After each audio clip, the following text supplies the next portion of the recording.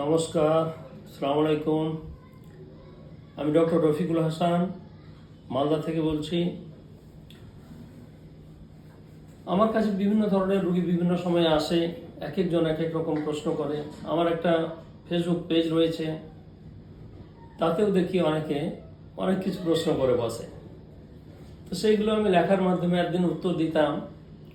তো এখন ভাবছি আগামী থেকে যে সেই ভিডিওতে সেগুলোর উত্তর দেব এবং আলোচনা করব। মানুষের যা কিছু প্রশ্ন থাকুক না কেন, আস্তে আস্তে আমি ভিডিওতে উত্তর দেওয়ার দিকে কনভার্ট করব জিনিসটাকে।